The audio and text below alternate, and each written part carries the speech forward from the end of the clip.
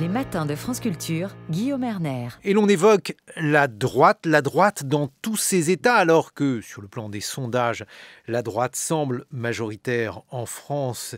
Eh bien, aujourd'hui, sur le plan politique, elle est en ordre dispersé, avec une primaire qui est encore dans les limbes. Et pour diagnostiquer cet état de la droite, eh bien, je suis en compagnie d'un spécialiste, Arnaud Tessier. Bonjour. Bonjour. Vous êtes historien, vous êtes essayiste. On vous doit notamment l'énigme Pompidou-De Gaulle chez Perrin, et puis également une réédition d'une biographie sur Richelieu qui est désormais trouvable en collection de poche chez Timpus, autrement dit chez Perrin. Là aussi, Arnaud Tessier, votre diagnostic sur l'état de la droite aujourd'hui?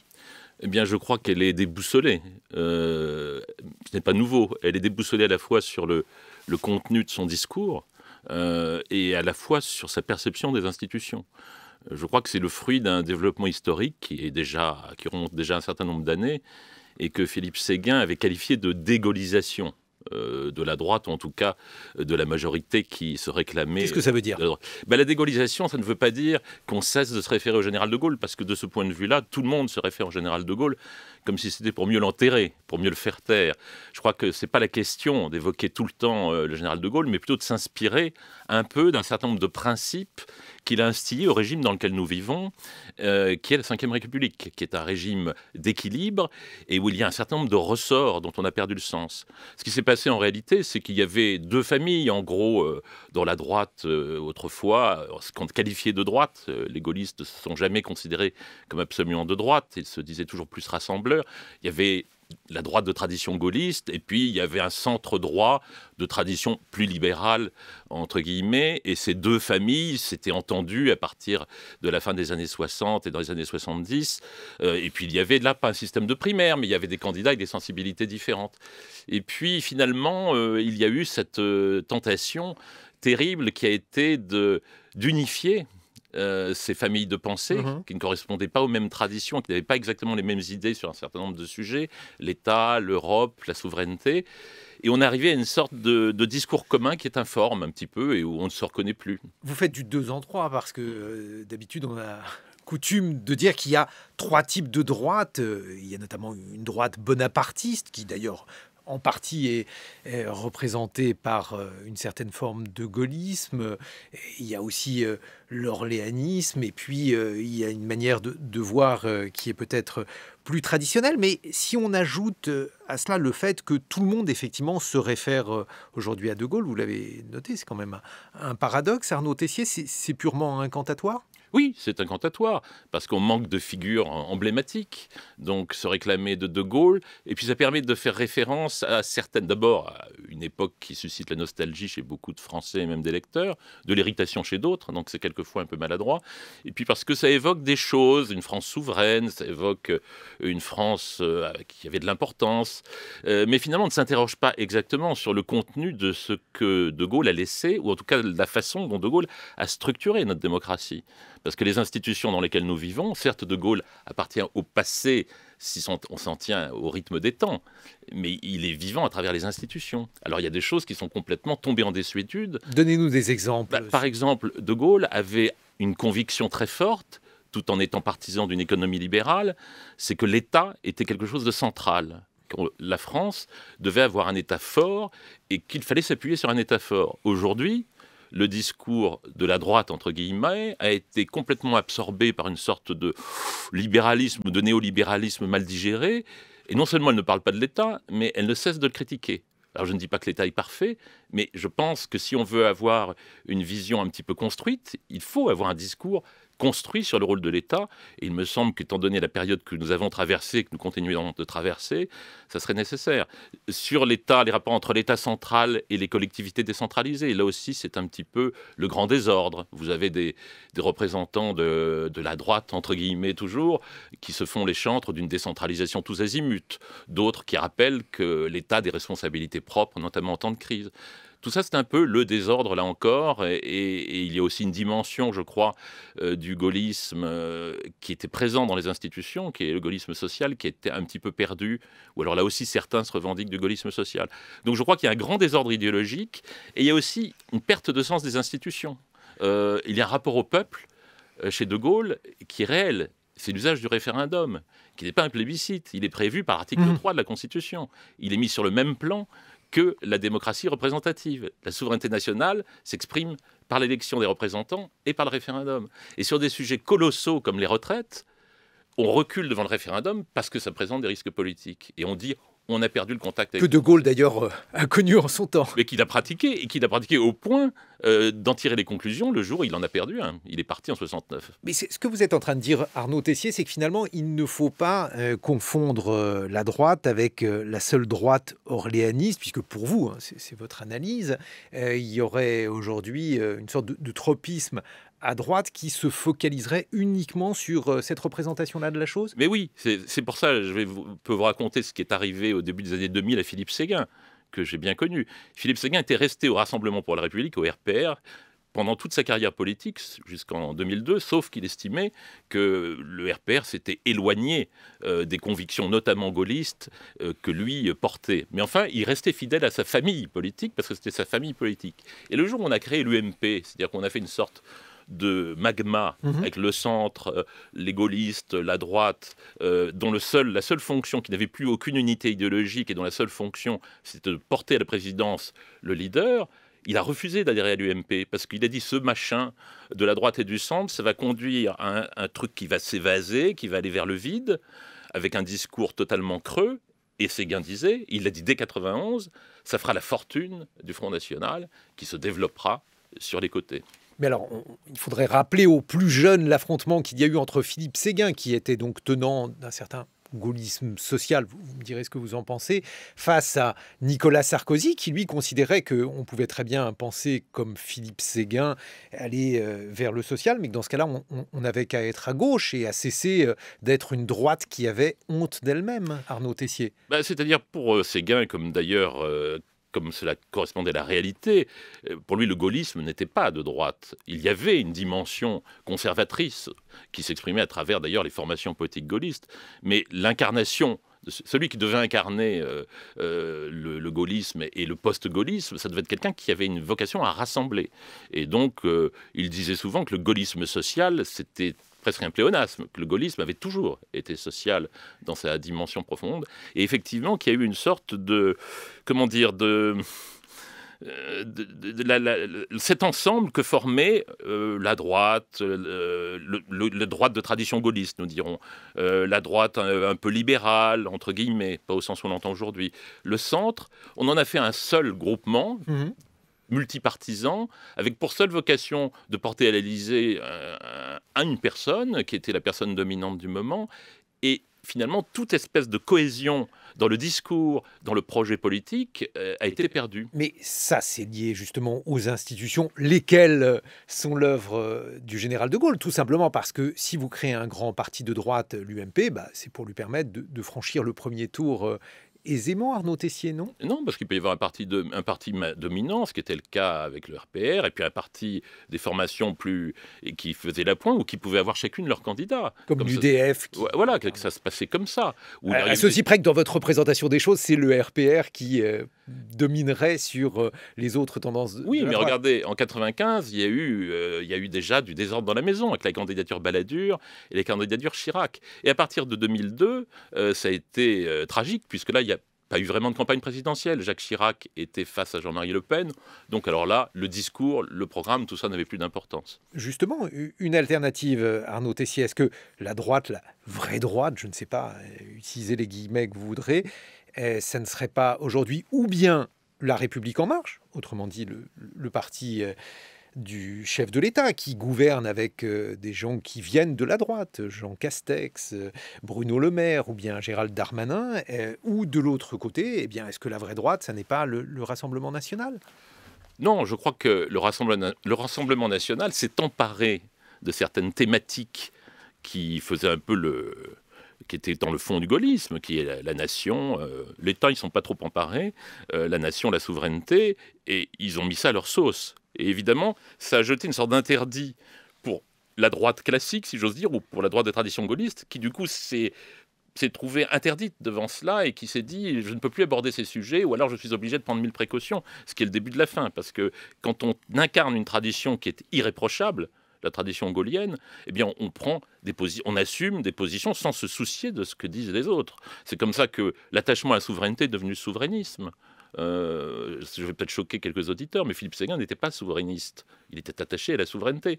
Donc il y avait une sorte de marge très forte avec tout ce que peut dire le Front National ou le Rassemblement National aujourd'hui. Mais donc, justement, le Rassemblement National porte ses valeurs sur le plan du discours. Ensuite, vous jugerez si il a raison de dire les choses ainsi ou pas, y compris d'ailleurs, lui aussi, en se réclamant du général de Gaulle, ce qui historiquement peut paraître paradoxal, puisque l'extrême droite s'est opposée au général de Gaulle, mais aujourd'hui, eh bien, il voudrait en capter l'héritage. Ben, il le capte d'autant plus que personne ne s'en soucie de l'héritage. Encore une fois, on saute un peu sur place en disant de Gaulle, de Gaulle, de Gaulle, comme disait de Gaulle lui-même à propos de l'Europe. Mais en réalité, l'héritage lui-même, personne ne s'en soucie. Donc ils prennent ce qu'on a abandonné sur le sol. Du côté de La République En Marche, Arnaud Tessier, est-ce qu'on n'a pas affaire finalement à une forme de politique de droite centriste, par exemple, je ne sais pas, qui pourrait rappeler, alors là, la droite orléaniste, celle de Valéry Giscard d'Estaing, par exemple. Alors je crois que La République En Marche, c'est une synthèse très habile qui a pris à la fois un certain nombre de thèmes de ce qu'on appelle aujourd'hui la droite et le centre, c'est-à-dire ces thèmes un peu mous ou marqués par une sorte de libéralisme affiché, un peu idéologique et pas toujours très cohérent, mais ça a été pris un petit peu.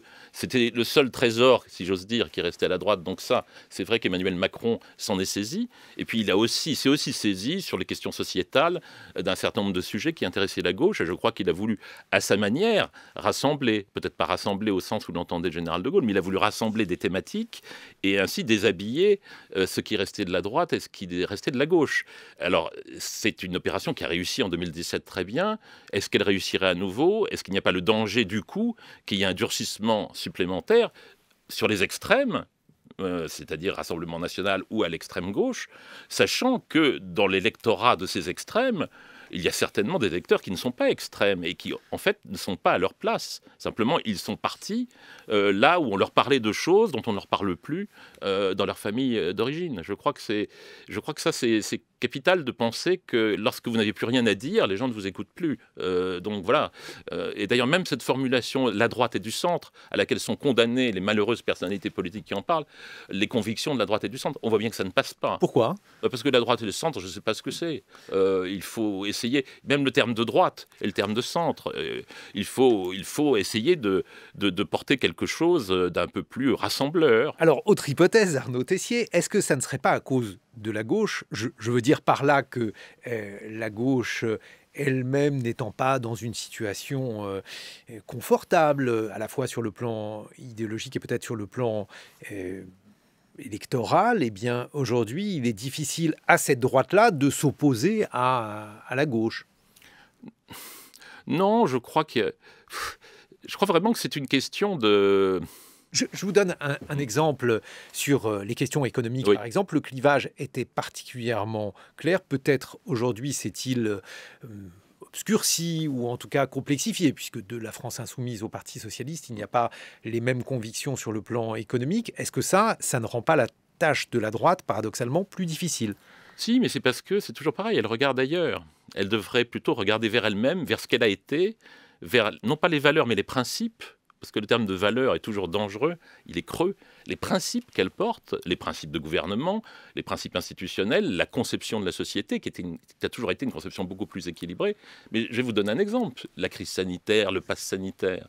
C'est un peu triste de voir, alors il y a eu un peu une reprise en main, mais on a eu l'impression quand même à droite qu'il y avait un flottement sur ces questions, qui étaient quand même des questions vitales, d'affirmation d'une certaine autorité de l'État qui devait s'imposer en matière de salut public. Enfin, sur alors pour vous, le pass sanitaire, il est à droite ou bien la droite devrait-elle être hostile à ce pass sanitaire? Mais non, mais le pass sanitaire renvoie à l'idée d'intérêt public et de suprématie de l'intérêt public sur les intérêts individuels dans les périodes de crise. C'est une idée qui est au cœur de la Ve République, j'ose le dire au cœur du gaullisme, au cœur des institutions.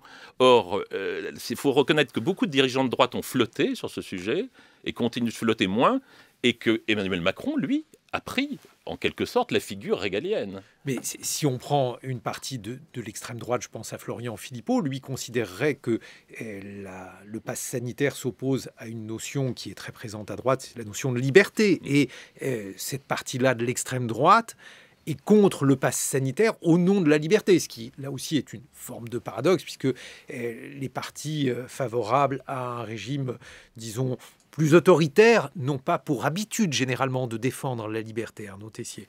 Mais ça prouve que Florian Philippot, et peut-être aussi beaucoup de gens au Rassemblement national, au-delà de lui, qui n'y est plus, sont un peu déboussolés. C'est une très bonne nouvelle. C'est peut-être le moment pour la droite d'inspiration gaullienne de reprendre un peu ses esprits. Ce n'est pas l'autorité contre la liberté. Je ne sais pas si c'est la boussole ou la girouette qui tourne, mais en tout cas, il y a chez lui. C'est les libertés de la Déclaration des droits de l'homme et du citoyen de 89, c'est-à-dire la liberté trouve ses limites lorsqu'il s'agit d'assurer la liberté des autres et que lorsqu'il s'agit aussi d'assurer la survie de la collectivité, la sécurité et la survie de la collectivité. Il a toujours été admis, et notamment sous la Ve République, qu'il y avait des circonstances où il fallait que l'État impose, un État démocratique et légitime, impose un certain nombre de mesures pour la santé, la sécurité et la survie même de la collectivité dont il a la charge. Ça, c'est le sens du régalien plein.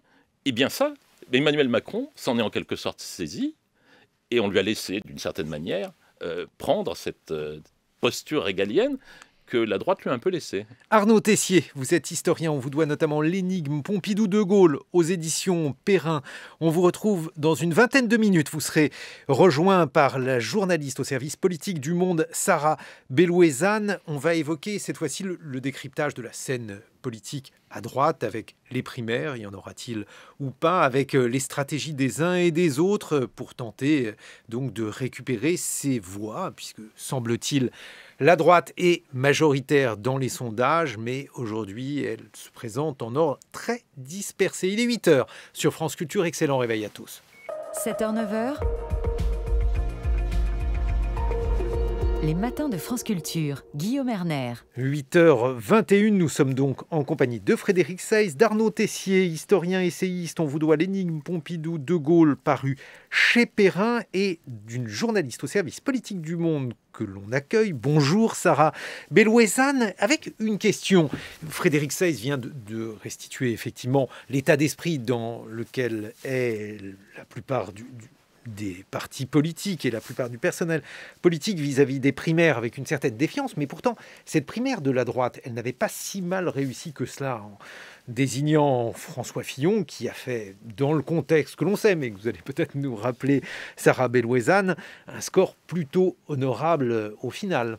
Oui, bien sûr. D'ailleurs, c'est l'argument qu'utilisent aujourd'hui les pro-primaires au sein de LR en disant que finalement, en 2017, étant donné le contexte, étant donné les affaires, François Fillon a fait 20%. Donc, au contraire, ils disent la primaire est une réussite pour lui. Puisqu'elle était une réussite, elle est une réussite relative, pourquoi aujourd'hui ces gens-là, semble-t-il, ont beaucoup de mal avec l'idée de primaire, comme l'expliquait Frédéric il y a quelques instants? Oui, alors ça a été très bien expliqué. La primaire est vue comme le ferment des divisions.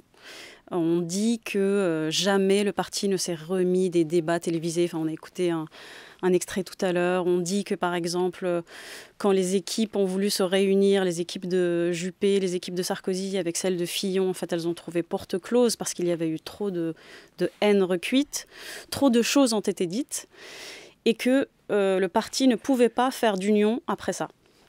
Mais alors, je parlais donc de ces psychodrames qui existent à la fois dans les partis politiques et dans les familles. Est-ce qu'ils ne sont pas naturels, inévitables, dès lors qu'il y a des ambitions qui sont des ambitions inconciliables et qu'il faut bien trouver une manière de les trancher, Sarah Belouezane? Oui, bien sûr. En fait, un système qui doit choisir entre plusieurs personnalités, qui doit arbitrer entre des égos et des ambitions, et par définition, forcément, un ferment de division. Parce qu'il y en aura toujours un qui sera laissé sur le bas-côté alors qu'il s'imaginait président de la République. Après, la primaire, c'est vrai, organise de façon plus formelle en fait, ces divisions, parce qu'on se retrouve avec des équipes opposées qui doivent travailler pendant des mois. En tout cas, c'était le cas en 2017, c'est moins le cas aujourd'hui. Sur des argumentaires différents qui doivent montrer en fait leurs différences, même idéologiques, au sein d'un même parti où finalement il ne devrait pas y en avoir tant que ça. Donc la primaire organise, il est vrai, de façon structurée les divisions. Parmi les candidats déclarés à droite, il y en a un qui a en tout cas sa philosophie sur les primaires, c'est Xavier Bertrand, on l'écoute. La primaire, ce n'est pas mon affaire et je vais vous dire pourquoi. Parce que je veux d'un contact direct avec les Français. Je suis allé cet été à la rencontre. Sans caméra, sans micro, en direct. J'ai vu des Français qui sont amoureux de leur pays, combatifs, mais inquiets aussi pour l'avenir de leurs enfants. Arnaud Tessier, et on vient d'entendre Xavier Bertrand dire que la primaire, il n'en veut pas. Vous évoquiez la dégaullisation de la droite comme étant la cause de son échec. Mais alors justement, Xavier Bertrand, lui, se présente comme un gaulliste social. Et puis, au travers de son refus de la primaire, eh bien, il a une attitude qui s'inspire en partie de celle de Gaulle.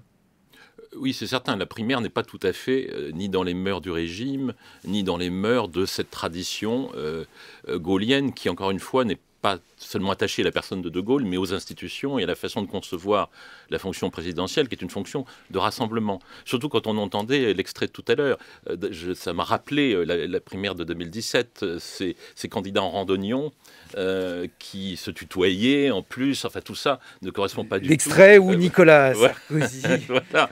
et son ancienne ministre Kosciusko-Morizet s'écharpaient gentiment. Voilà. C'est pas si gentiment que ça. Ils étaient tous en randonnion. Enfin. Et puis, je me souviens aussi d'un débat entre Alain Juppé et François Fillon, où ils ont débattu presque tout le temps la question de savoir s'il fallait supprimer 500 000 emplois de fonctionnaires ou 100 000, sans d'ailleurs dire où ni comment.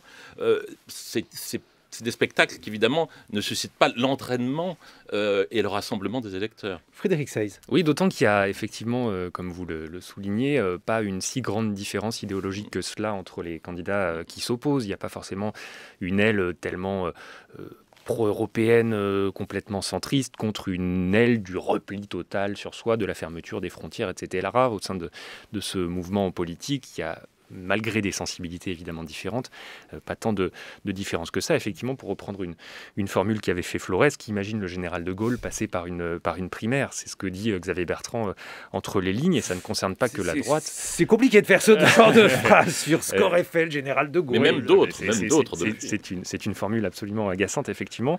Et on voit que le même phénomène s'applique à gauche, avec Arnaud Montebourg, souvenez-vous, qui était l'artisan des primaires. C'est lui qui les a codifiées en France, c'est lui qui les a importés à l'époque en 2011 pour le Parti socialiste et pour ses alliés.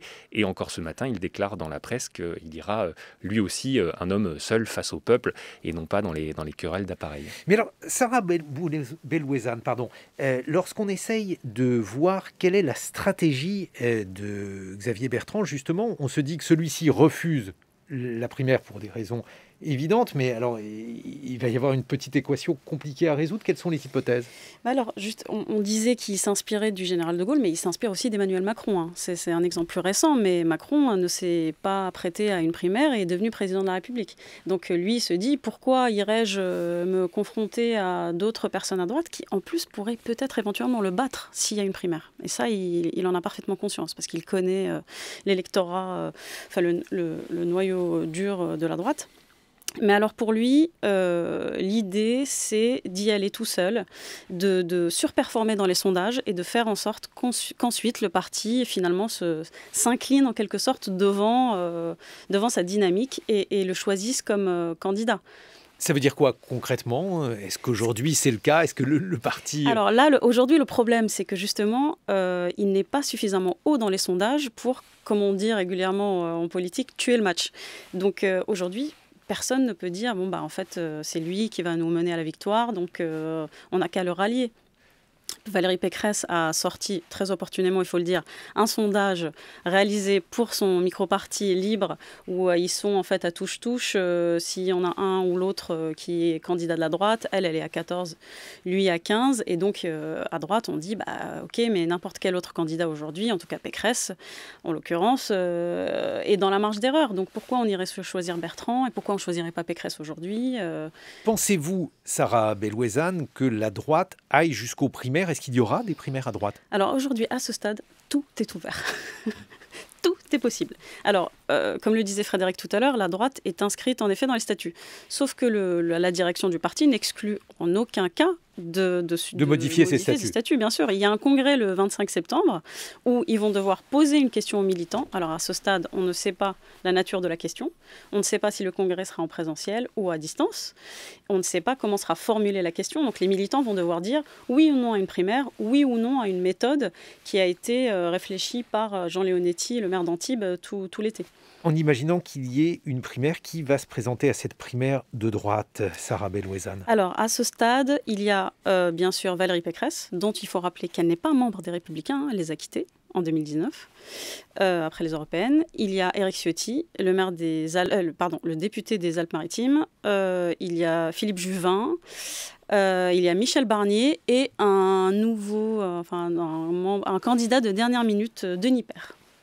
Mais alors, qui semble-t-il, ne serait pas recevable, parce qu'on comprend mal, en fait, les critères qui permettent ou non de participer à cette primaire, Sarah Bellouezane. Vous l'avez rappelé, Valérie Pécresse n'appartient pas au parti. Alors, dans ces conditions, pourquoi, je ne sais pas, Éric Zemmour, tiens, pourquoi, par exemple, ne participerait-il pas aux primaires? Mais alors, comme vous le dites, on comprend mal, parce qu'en fait, on ne les connaît pas.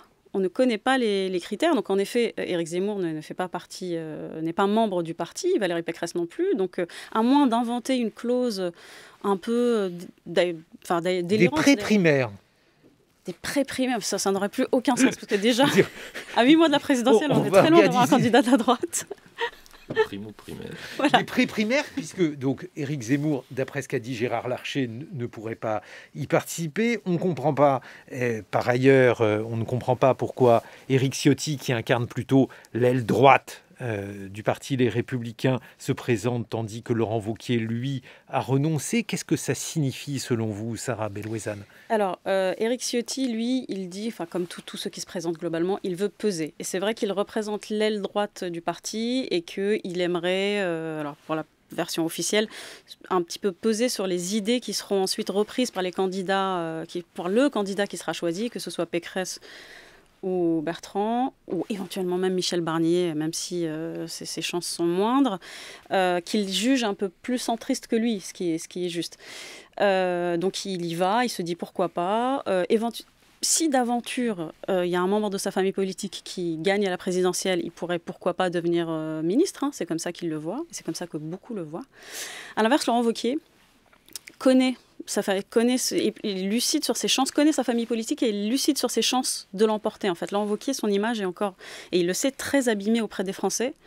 Donc il savait que là, ça allait être, combien même il aurait été désigné par un noyau dur de militants LR qui sont acquis à ses idées, ça aurait été compliqué pour lui par la suite. Oui, parce qu'on a vu par le passé Frédéric Seyss, des gens participer aux primaires tout en sachant qu'ils auraient du mal probablement à l'emporter, mais en se disant que cela pouvait les crédibiliser, ou en tout cas leur apporter une certaine notoriété. Oui, il y a un exemple auquel beaucoup se réfèrent, c'est Manuel Valls, le primaire de 2011 à gauche, qui obtient moins de 6%, et qui pour autant devient le Premier ministre quelques années après au cours du quinquennat de François Hollande. Arnaud Montebourg, troisième homme de cette primaire, 17%, devient le grand ministre de l'économie à Bercy. Donc il y a évidemment derrière Bruno Le Maire qui obtient 2% et devient, se rallie ensuite à Emmanuel Macron, ce qui, par parenthèse, pose aussi la question désormais de la sincérité des signatures, puisque tous les candidats s'engagent à soutenir le vainqueur de la primaire.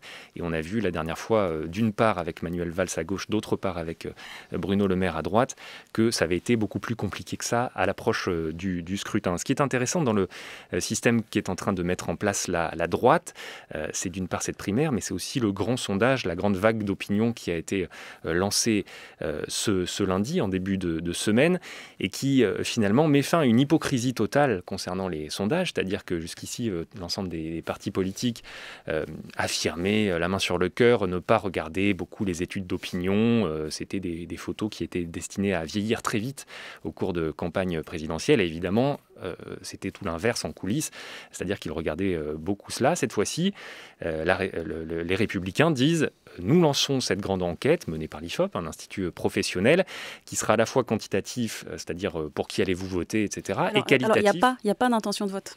Il n'y a pas d'intention de vote, mais c'est du qualitatif, c'est ça, sur la stature présidentielle, qui a la meilleure stature internationale, qui est le plus spécialisé sur l'économie, Il va falloir que vous nous expliquiez ça, c'est-à-dire qu'en fait, on va les tester comme on fait par exemple avec les yaourts pour des tests c'est qualitatifs. exactement ça. Avec Xavier Bertrand, qui sera inclus dans ce sondage, même s'il ne fait pas partie des Républicains et même s'il ne souhaite pas participer à la primaire par ailleurs. Mais comment a-t-on abouti à cette belle idée, Sarah Bellouezane ? Sur le sondage, mais parce qu'il y a un moment, il faut départager, il faut réfléchir à une façon ou une autre de voir qui est le mieux placé pour éventuellement mener sa famille politique à la victoire. Il faut voir, ils sont obsédés par ça, ça fait 10 ans qu'ils sont dans l'opposition, c'est un parti qui a été fait pour gouverner. Donc ils sont obsédés par cette victoire, et quand Christian Jacob pense cette grande vague d'études menées par l'IFOP, il se dit que ça va aussi lui permettre de gagner du temps.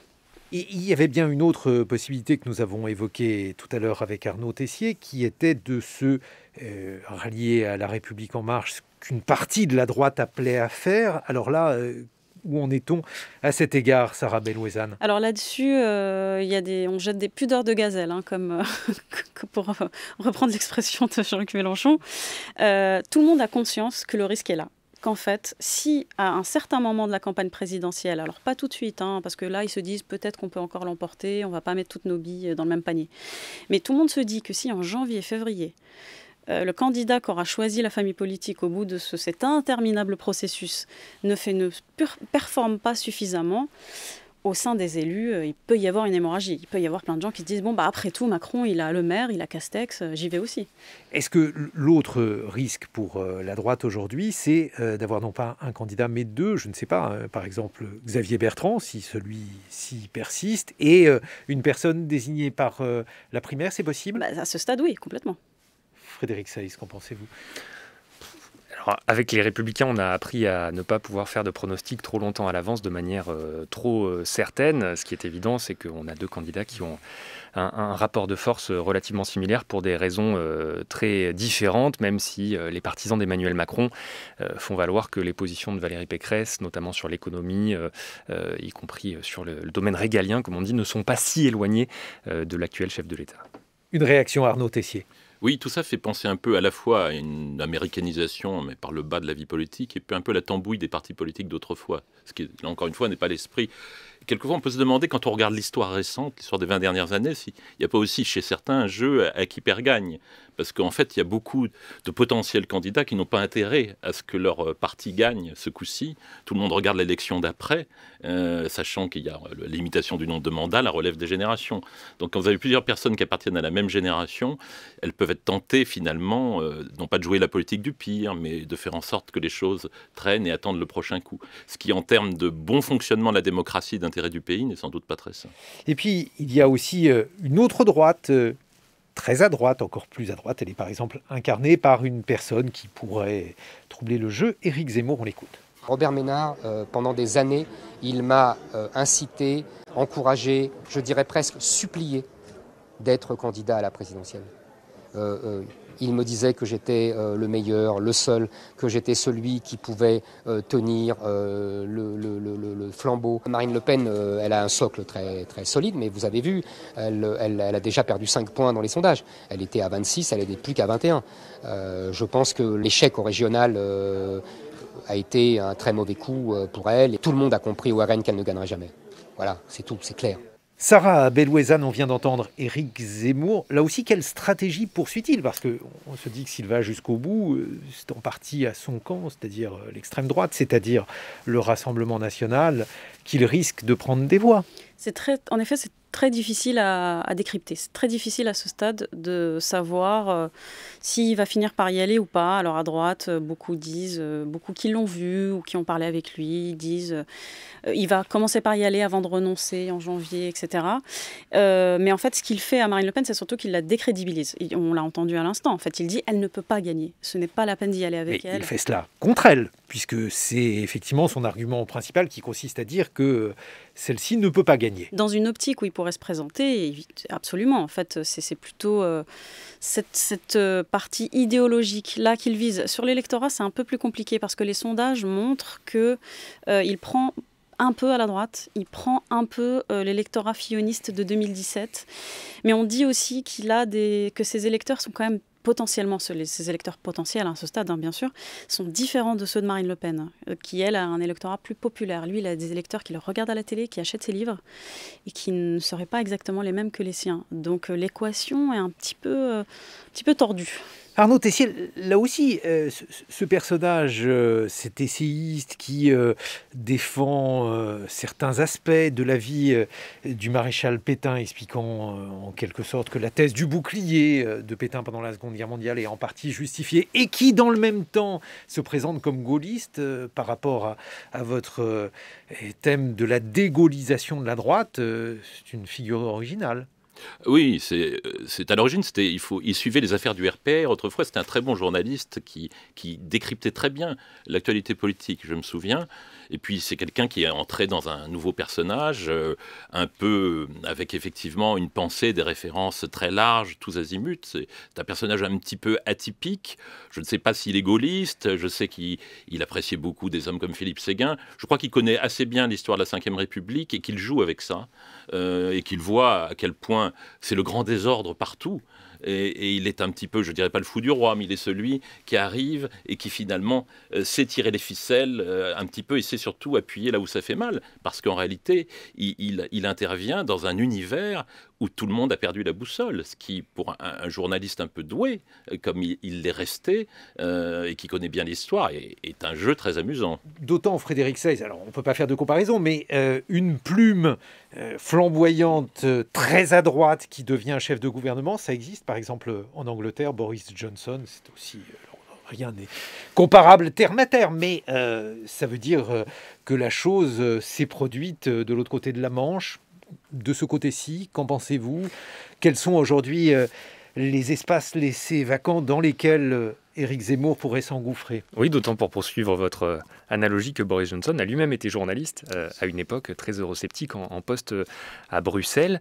Alors c'est vrai que Éric Zemmour, ça symbolise aussi cette confusion qui ne date pas d'aujourd'hui, mais qui s'accentue entre les polémistes et les politiques. D'ailleurs, on voit qu'en sens inverse, il y a des politiques qui deviennent chroniqueurs. Manuel Valls fait sa rentrée sur une radio ces temps-ci. Cécile Duflot tient chronique désormais chez nos confrères de France Inter. Donc ça participe aussi de cette confusion, qui parle, d'où il parle. Et c'est pour ça qu'Éric Zemmour a d'ailleurs intérêt à attendre au maximum, puisque là, actuellement, il n'est pas officiellement candidat. Il a donc 1 heure par jour d'émission sur une chaîne d'infos en continu pour lui permettre de développer ses idées sans être pris en compte pour l'instant dans le décompte strict des candidats des partis politiques, sans avoir à ouvrir un compte de campagne. Ensuite, il y aura une deuxième phase qui peut être un peu plus compliquée, c'est-à-dire montrer en quoi il est différent de l'offre politique qui va exister, trouver de l'argent, c'est quand même une 20aine de millions d'euros, une campagne présidentielle, et puis établir un programme qui ira au-delà des idées par lesquelles il s'est fait connaître sur l'identité française, sur l'immigration. Un programme présidentiel, c'est aussi dire quelle vision on a pour la sécurité sociale, quelle vision on a pour l'Europe, quelle vision on a en termes de libéralisme ou pas de l'économie. Et ça peut être une deuxième étape un peu plus compliquée que ce halo pour l'instant qui fait qu'on entretient le mystère et qu'on se place au centre des discussions des autres partis politiques, un peu inquiets de voir les points filer dans les sondages. Dernier point, alors pas le moindre, Sarah Bellouezane, l'état de la droite, il dépend aussi de l'état de la gauche. Il est à mettre au regard du Parti socialiste qui, là aussi, a un certain nombre de questions autour de la candidate qui serait choisie, Anne Hidalgo. Et puis le reste de la gauche, qu'est-ce que l'on peut en dire aujourd'hui ?